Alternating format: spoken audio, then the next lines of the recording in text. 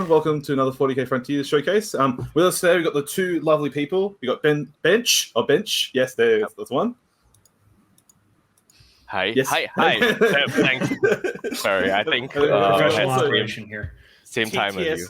It's all good. And TTS Phenom and also in real life Phenom, Ash C. How you doing? Hey, doing well. Chilling. Chilling, living the dream. Yeah. So having a nice holiday from work. School holidays are great for teaching staff. Happy days. And all with us as well, the two mediocre players. They've got to hold up a little bit. Myself, Sam, and we've got Alex as well. Yeah, I figured I should come out of retirement for a little bit. This is my proof of life episode that I'm still around. I'd surface for this one. there we go. So we got BenCH and Ash C on here today to talk about Ardkore Open. So Ardkore Open's happening this weekend in Malaysia. A big event happening, so 40K event, and wanted to hear about both from them about like what it's about, and then also just hear about what the scene is like in Malaysia, Singapore. So obviously relatively close, and I guess it's geographical distance, but still obviously have their own unique challenges and differences. So want to hear from them. But before we get started, so BenCH, just tell us about how did you get into 40K and like how long you've been playing for, and what armies do you typically play? If the Harlequin's picture is anything to allude to.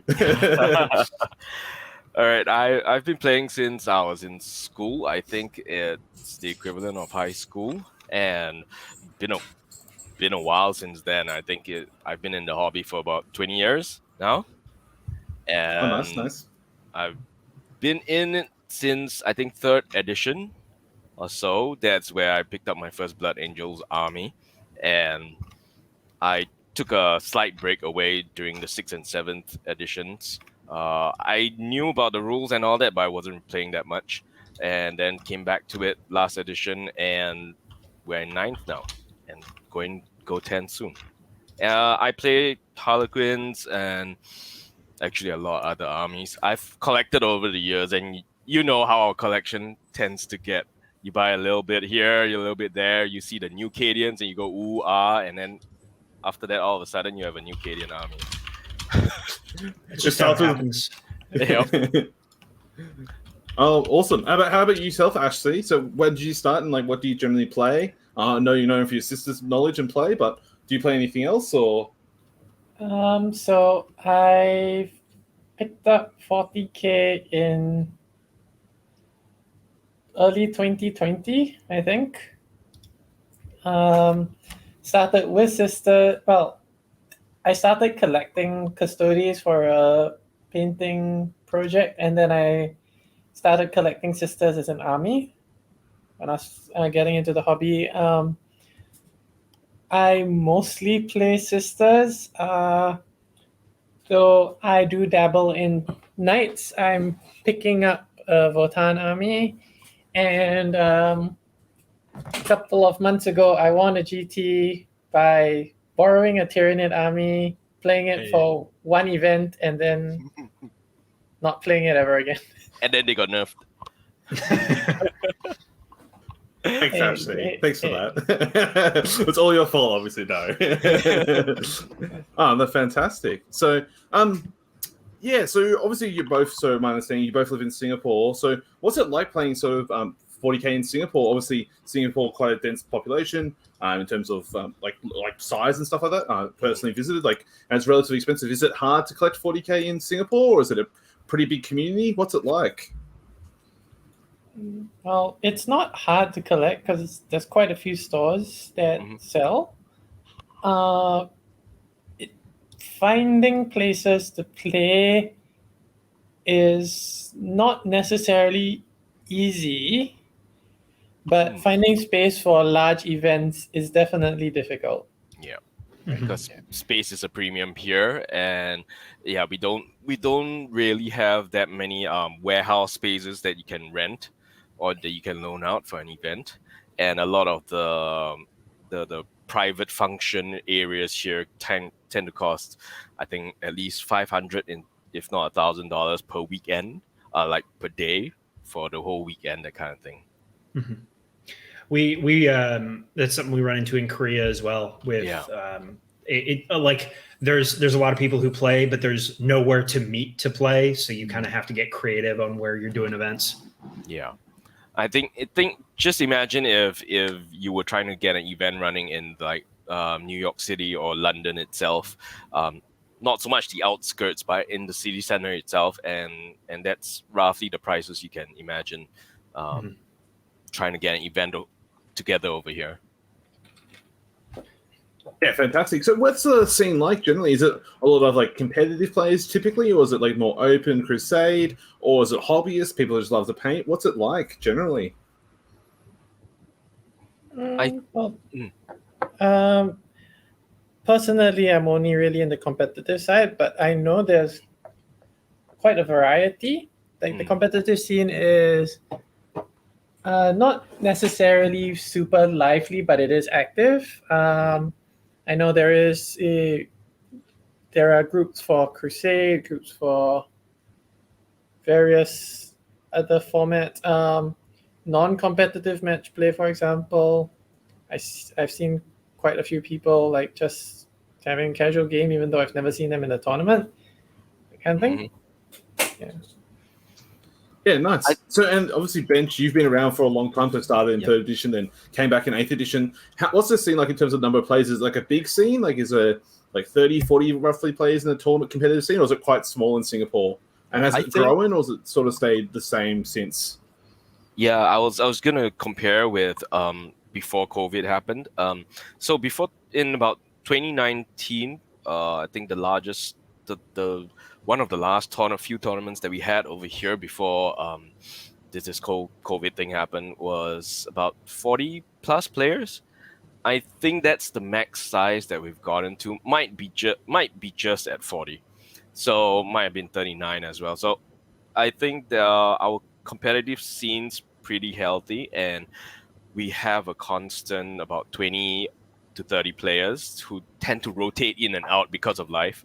So at one point in time, you'd be able to find, I think, 20 players who would be willing to dip their toes into the competitive format.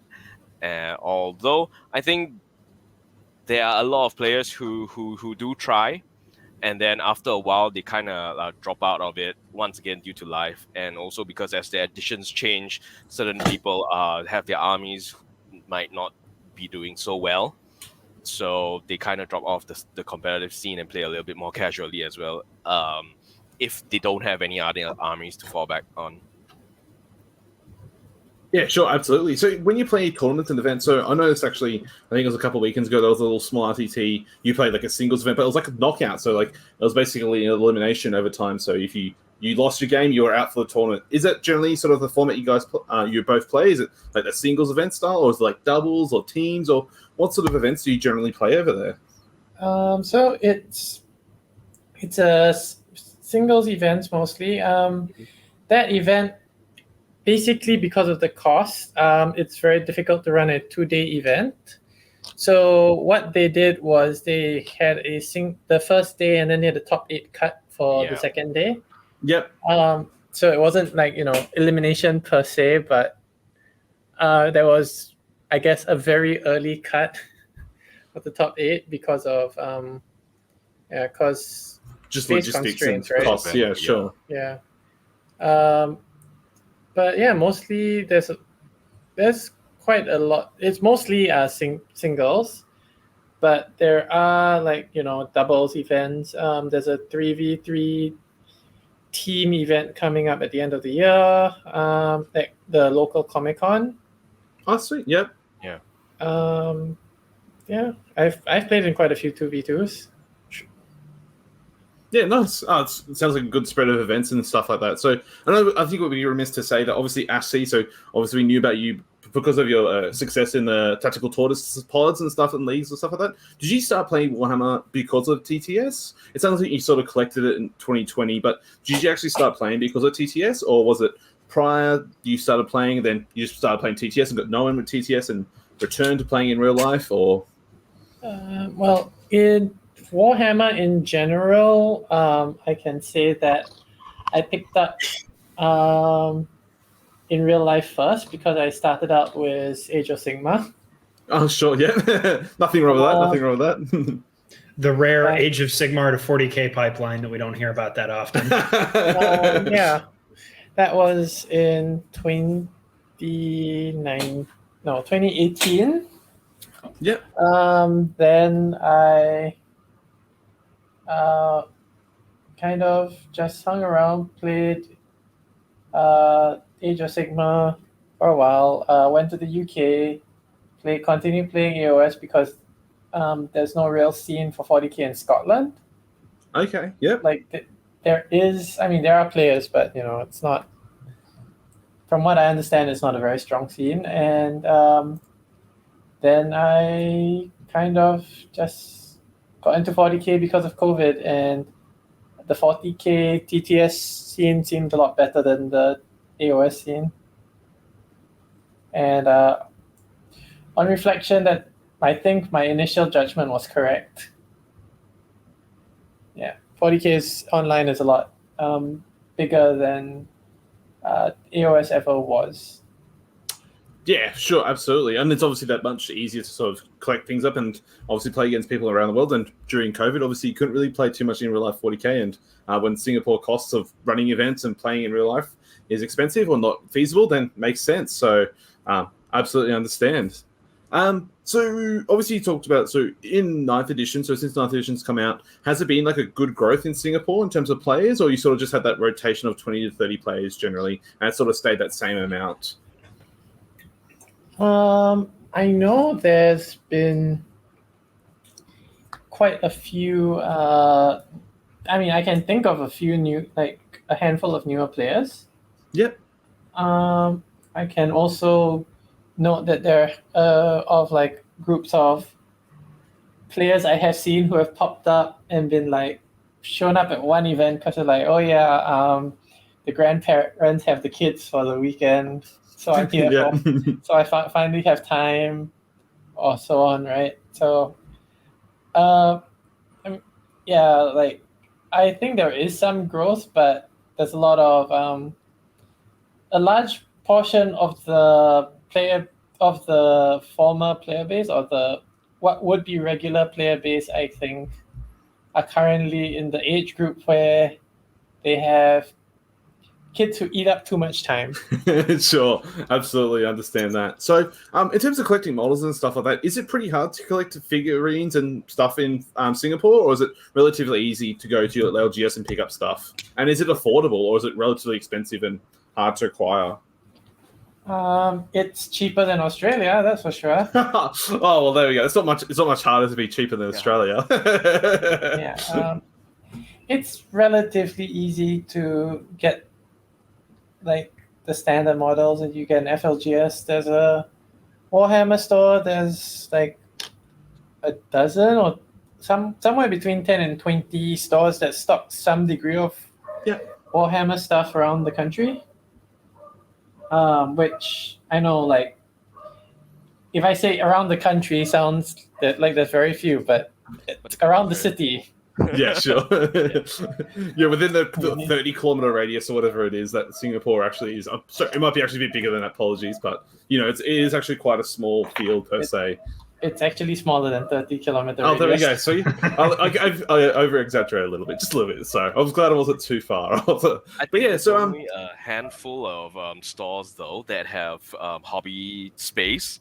Oh yeah, like readily available hobby space. So I think there are stores in Singapore like at all four corners of the country that do sell Warhammer. So it's probably quite easy to just go by the nearest Warhammer store to pick up. Yeah, well, happy days. Sounds a lot easier than South Korea, than Alex, hey, in terms of like they might actually get Nephilim books and models instead of you guys maybe having one or two throughout all South Korea. Yeah, no comment on that. Bit harder, but anyways, obviously Singapore, given how small it is, and obviously Ardkore Open happening in Malaysia, do you get to travel much for events? Obviously Malaysia, Indonesia, and relatively close by, and obviously a bit throughout Thailand and South Korea. Do you get a chance to travel much internationally per se to those neighboring countries and play events, or have much interaction with those communities? only really to Malaysia because we have a causeway that links our two countries, whereas you would have to almost always fly to Indonesia or Thailand. And I think that the language barrier is a little bit steeper to get over for Thailand and Indonesia than it is, say, Malaysia for us. Yeah, sure. Mhm. So Yeah, actually, Alex? jumping on that, and we talked about this a little bit before the show, and I mentioned I wanted to hit it again. Is there any sort of language barrier in the country with playing, either with rules or with players interacting? Oh, within the country, not really. Okay. Ash? Yeah, everyone speaks, almost everyone speaks English. I don't think I've run into a 40k player who doesn't speak English.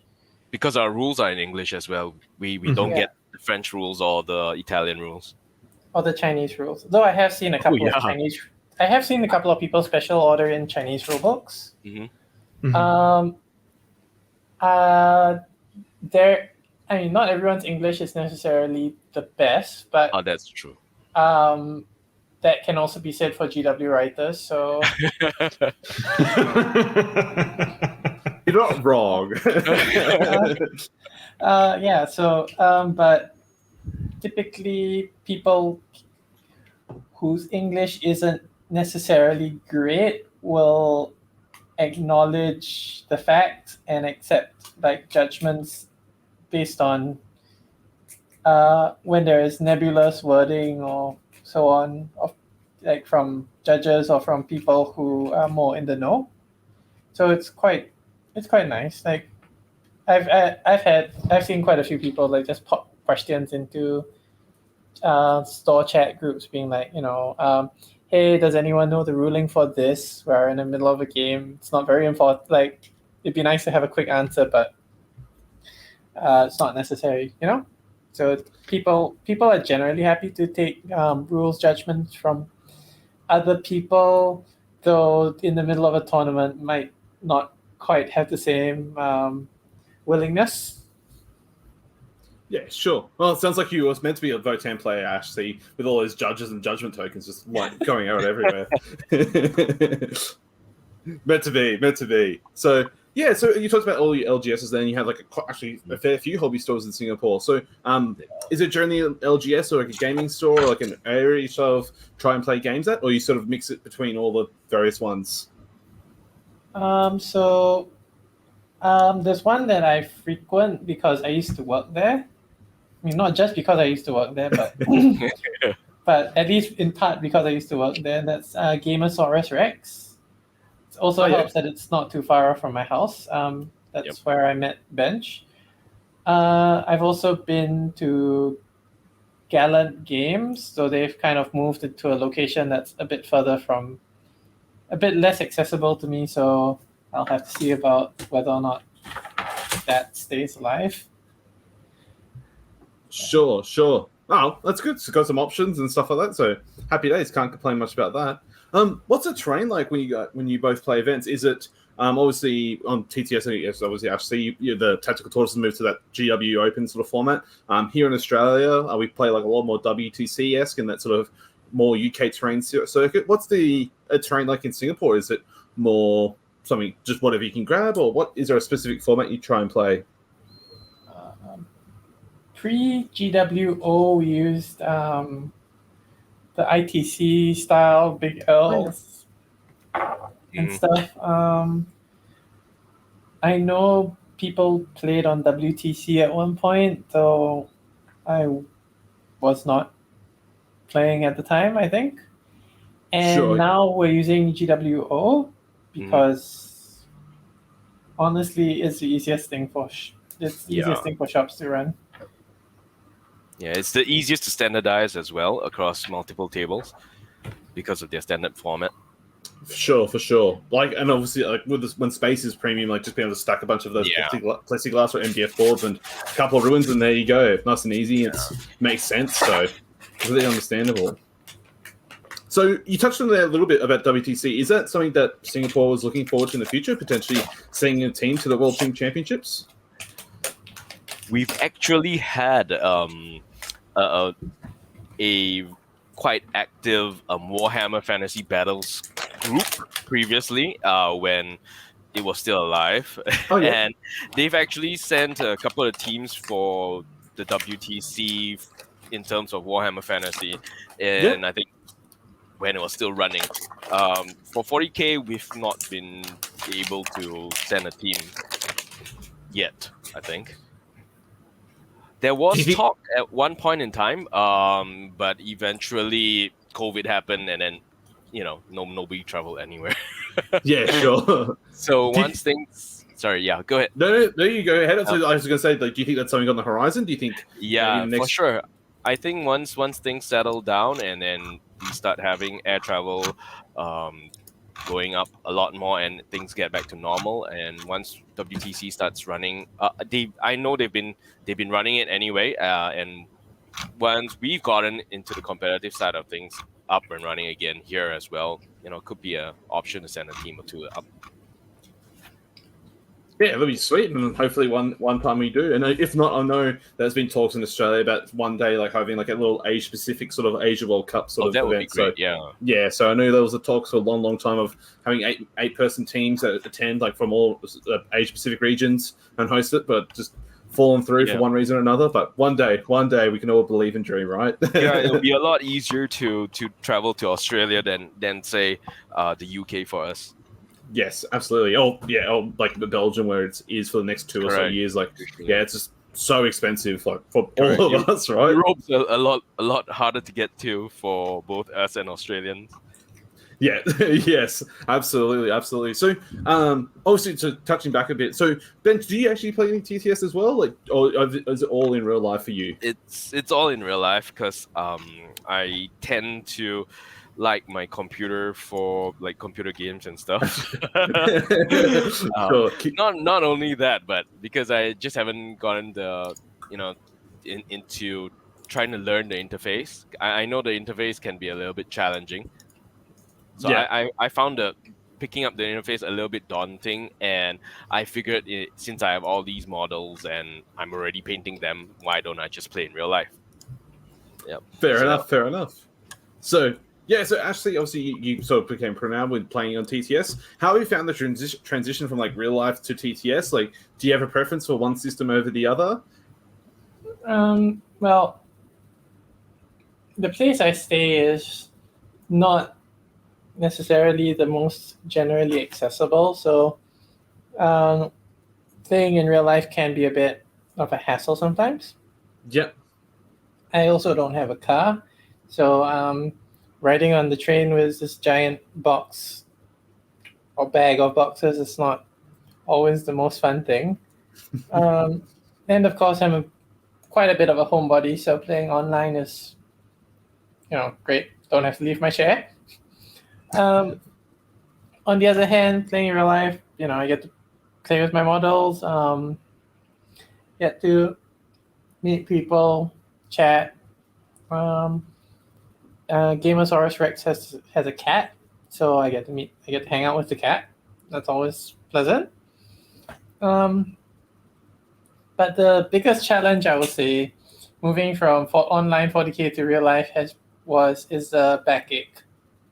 Got some of those low tables. Yep.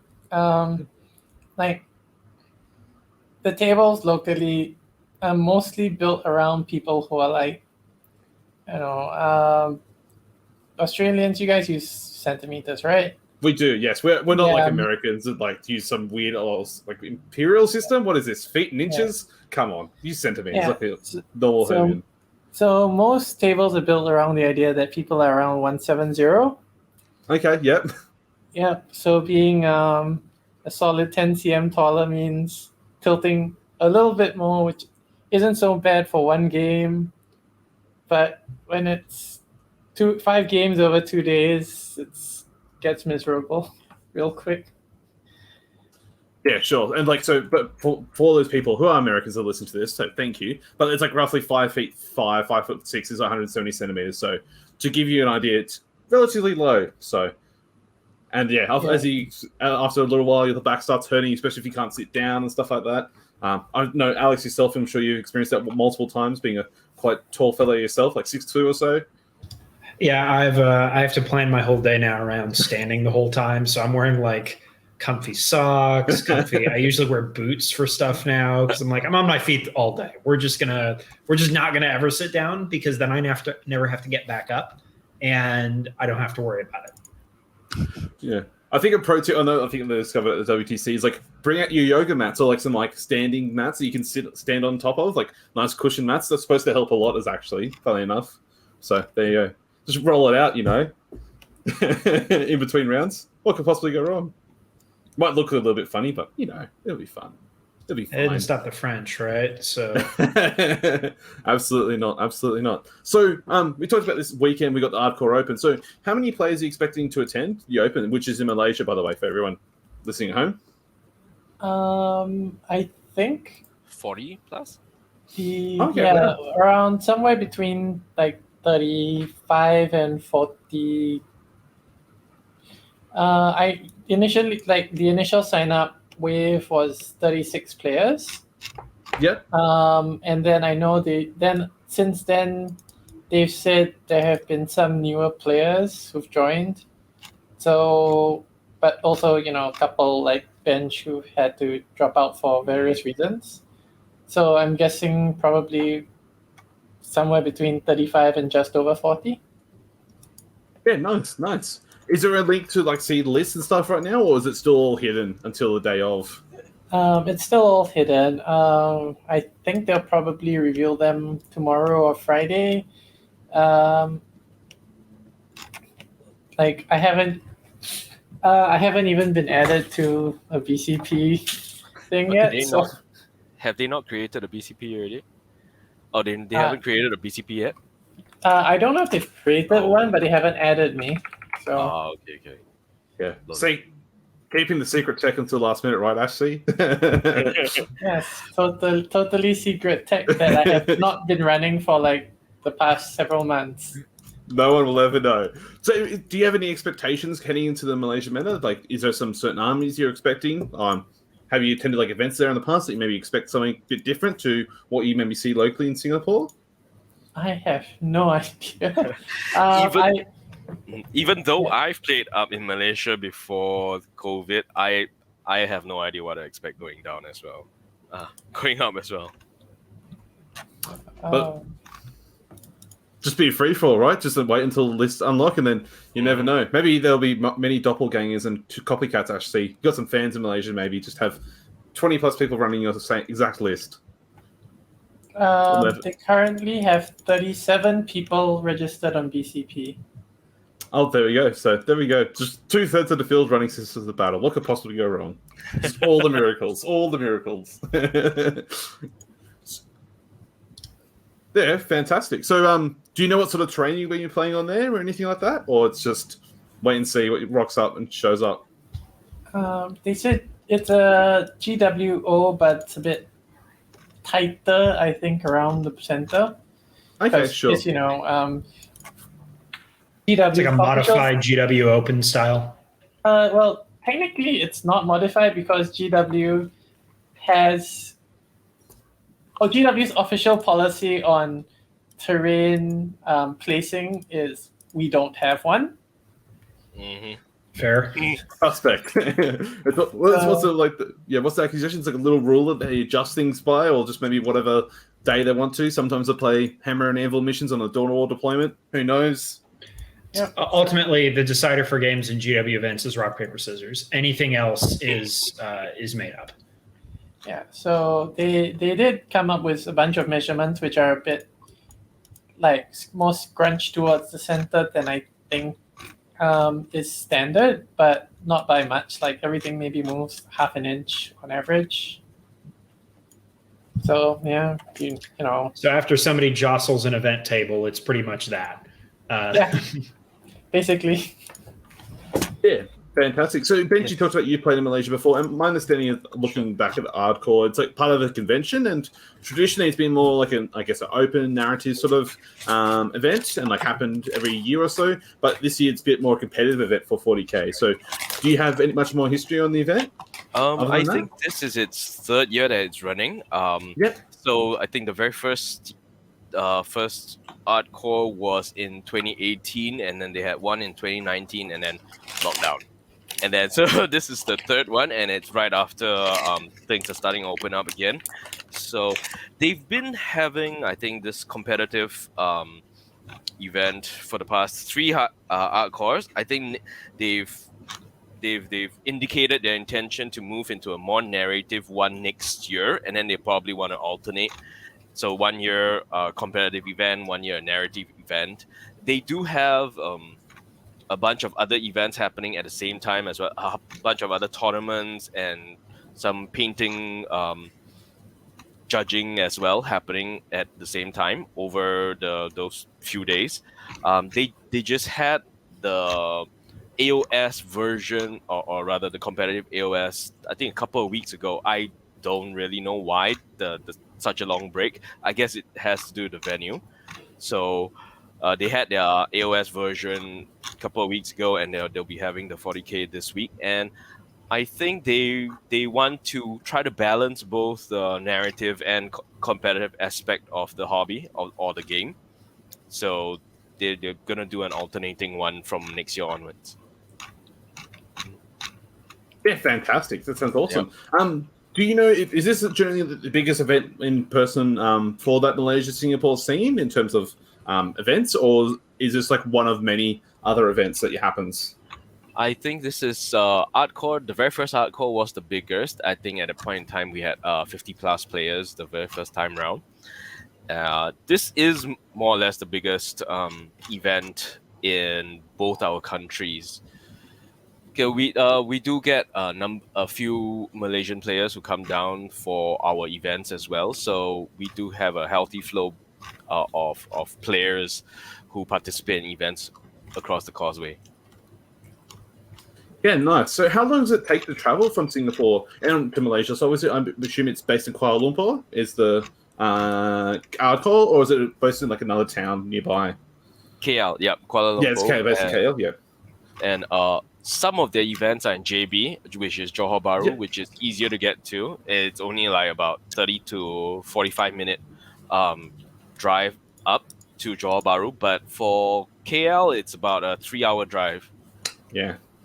Yeah, Three nice. is 3 if you're going real fast. Oh, yeah. And 5 if driving. you're 5 if you take the coach. Yeah, 5 is on the coach. Is that how you have to get there, Ashley? Is all your Sisters of Battle packed up in boxes ready for the coach? Or Yep, it's packed up. They're all packed up in boxes in a big plastic bag that looks like it's not worth stealing. You know, I'm just gonna hand carry. I think that's a good idea. No fancy backpack that looks like I'm carrying, I don't know, expensive art or whatever. Just Or the GW cases that notoriously are mistaken for camera cases. I'm like, Yeah. no, it's both more and less valuable than that.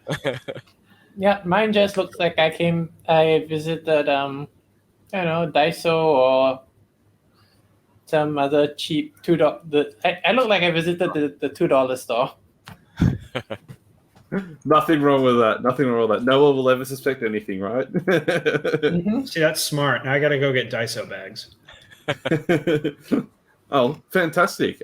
So we had a little question from the chat. So McWerb, so Brendan, he had to ask you, Ashley, so why is the rest of the world, so obviously you've been on some secret tech for a while here, so why is the rest of the world foolish and doesn't understand the beauty of Valorous, Heart, Paragons, Mortifiers, and Penitent engines for your Sisters of Battle list? So what's been happening? Have you stumbled across some secret tech, or is just, are you being crazy? I mean, I like engines.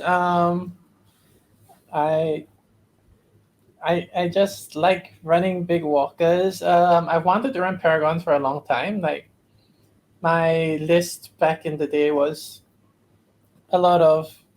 Okay, so my 8th edition list was Bloody Rose. When a lot of the best players were playing Valorous Heart, and then in the 9th edition book, I pivoted to. When everyone was playing Bloody Rose and Argent Shroud, I was playing Valorous Heart and Argent Shroud because I was running mostly Penitent engines. because look, having a T5 5-1 body that moves 8, advances and charges, has 2 heavy flamers, and 5-inch pile-in, 5-inch consolidate is pretty good. And then you add in the fact that it has a 5-up feel no pain against a lot of strength 8, strength 9, D3 plus 3 damage stuff, which means it's not going to kill something with a 5-up feel no pain and 5 wounds.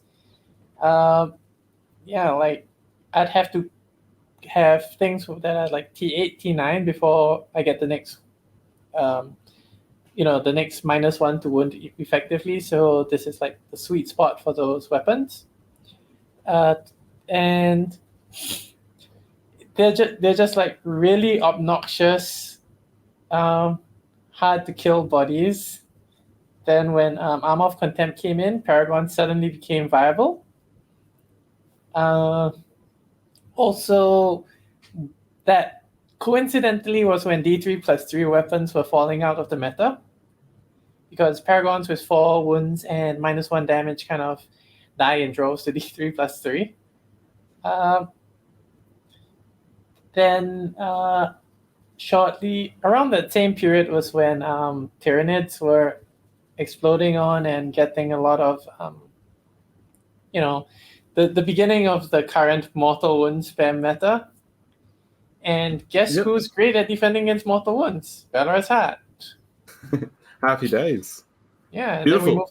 then we moved to the Chaos meta, and Valorous Heart have this great anti-Chaos relic, which gives -1 strength to Chaos models, who are all melee. There you go. 6 months ahead. 6 months ahead. There we go. I assume, BenCH, you've been the victim of some of the Ash C's tech, sometimes in real life games? Her 4 blocks of engines are notoriously hard to kill. Many times you would leave like 1, 2 guys or one girl running with 1 wound left, 2 girls running, 1 with 1 wound left. It's hard to get the last wound off. And sometimes she spikes the rolls on the 5-ups, and then you have even more problems there. Oh, never lucky. Yeah. And you have penitent engines of who, the way you describe it, now you add it all together, it's deceptively fast. Where you're like, all right, it's an 8-inch move plus advance and charge. Okay, cool, you're good there. And then 5-inch consolidate, 5-inch pile in. As someone who used to play Plaguebearer Wall, the secret tech of 40k is you have 2 movement phases. And one of the charge, fight, and consolidate usually is more movement than you're getting out of anything else. So you're taking up a lot of room very quickly with very easy to hide bodies. Yeah. I once had somebody who deployed, I think it was infiltrators or maybe the other one, incursors, somewhere on terrain. I advanced both. Yeah, I've advanced. It's a springboard. I advanced 2 penitent engine squads forward. 1 squad charged. The other squad charged. 1 squad killed them, moved up 5. The other squad moved up 10, and proceeded to base contact like 3 impulsors, and that was the end of that. Yep.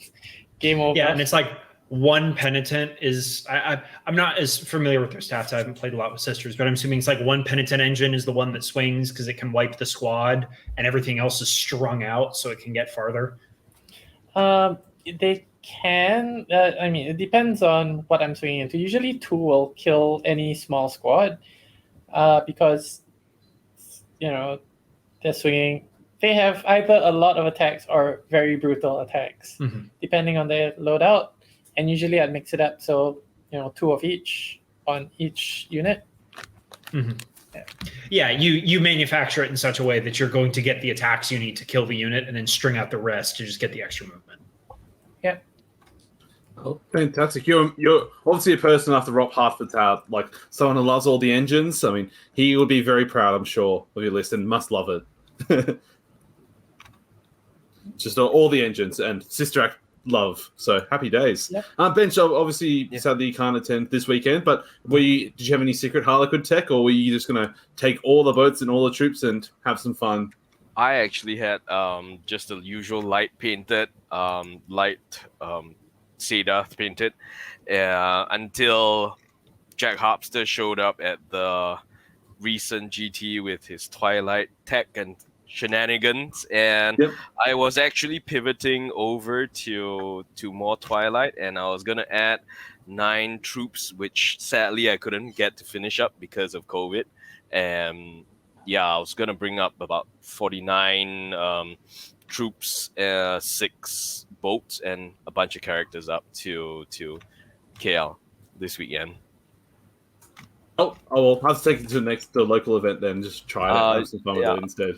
We'll see once the balanced data slate hits, since we do have quite a high win percentage, and Harley seem to be on GW's radar at the moment, along with it.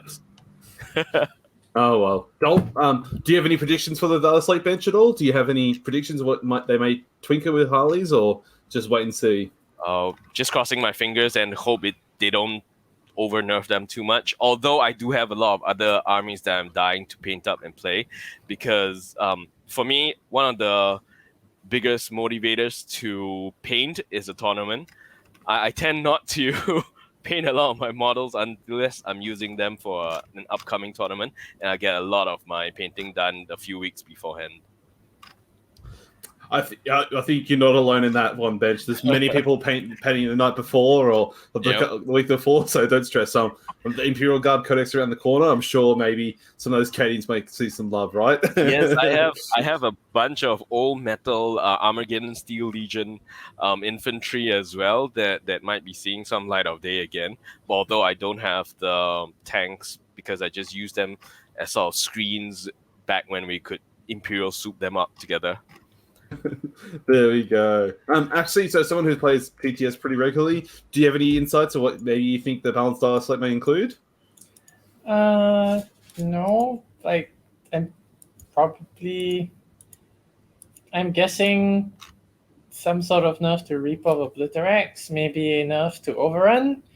On the Harlequin side, I have absolutely no idea other than another hit to Light. Yeah. Like that. Well, maybe they'll take transit. No rerolls away from boats. I have no idea. And the transit is already almost not used at the moment at 18 inches. Yeah, so doesn't really.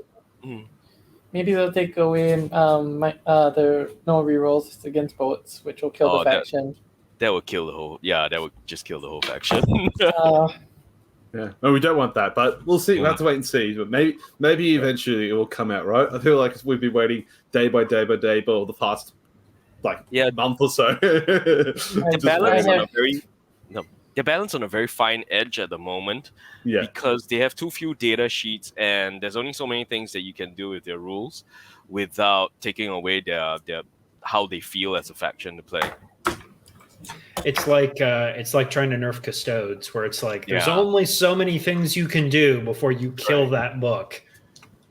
Exactly, and Custodes have Forge World as well.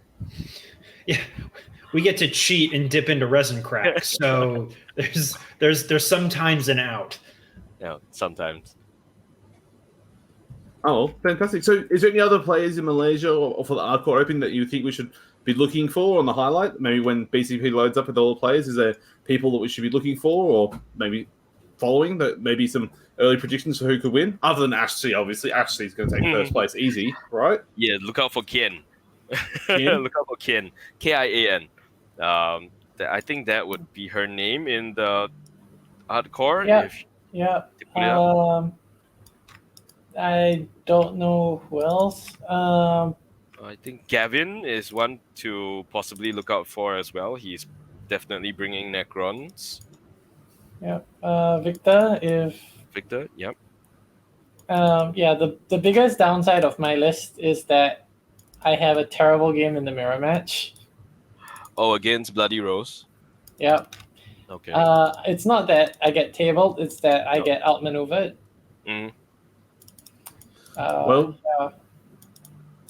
Fingers crossed. Maybe you can win it still if there is a mirror match, or just avoid it altogether, right? So see what happens. Dodge all the dodge the sisters players. Easy. Easy. Just win the pairing matchup, right?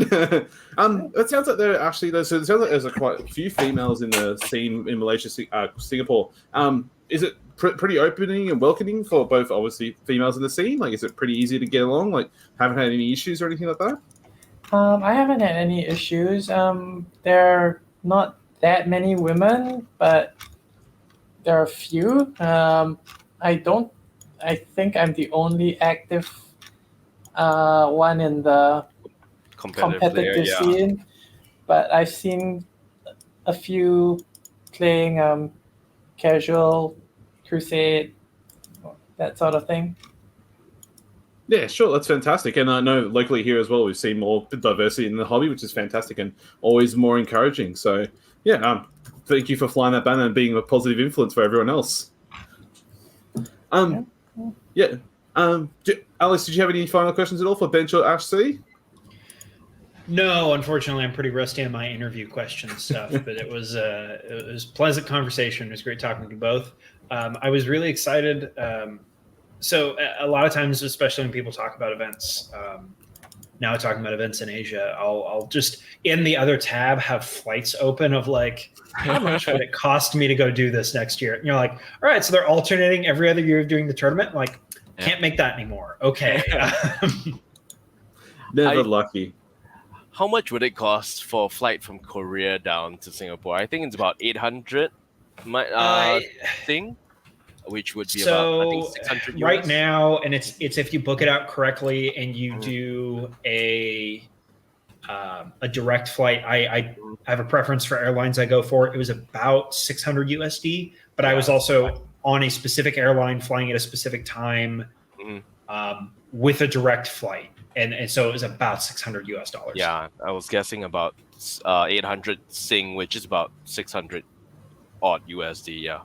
Yeah, there's a couple conversions I have to go through depending on who I'm looking at. It's either I'm taking most of the time now when I shop and stuff, I do Korean won and then have to convert that over. Yeah. So yeah, it would be doable for me to fly down there. Plus, I'd have to make a stop through Singapore because it's on the bucket list. I have to hit Singapore at some point.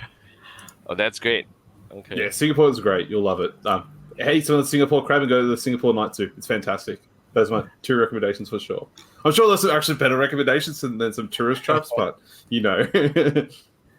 Yeah, there's quite a bit of nightlife over here, and it's getting busier again.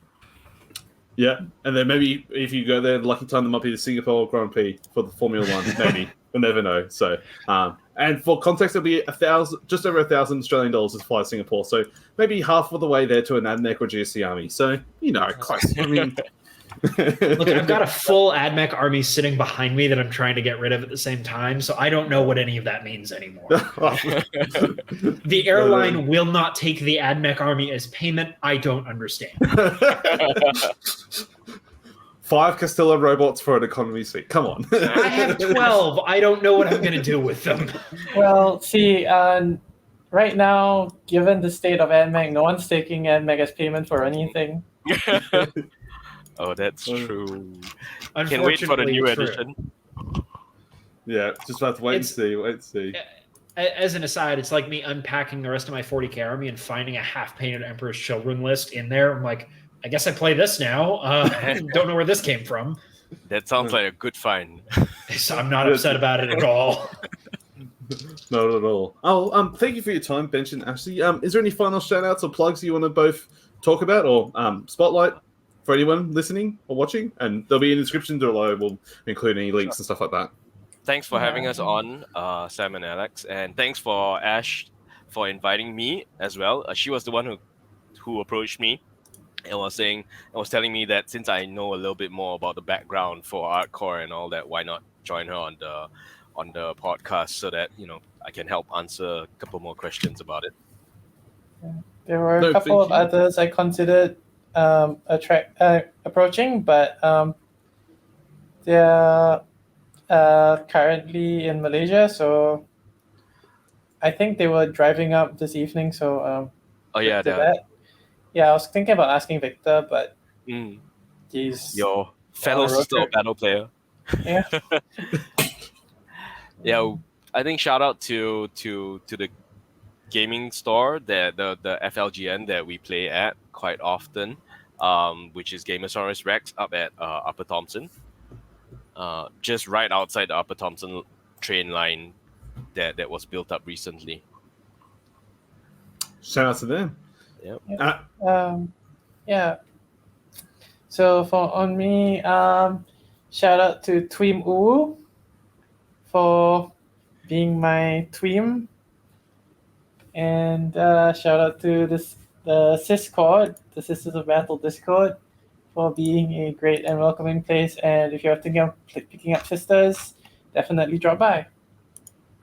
Absolutely. And as someone who follows Sister Patreon as well, like that's also a great portion of the Sister Discord as well. So you can definitely double down on that as a great place to be. And yeah, shout out to Team Uwu. With the two best Ashleys in TTS, absolutely. Just smashing it. So thank you. Yeah, that's all time for everyone today. Thank you so much for joining. Best of luck at the event, Ashley, and best of luck in recovery, Bench. And Thanks. I'm sure we'll supposed to see you in the not too distant future. Right. Take care. All right. Thanks for having us on. Thank you very much. See you guys. Bye. Bye.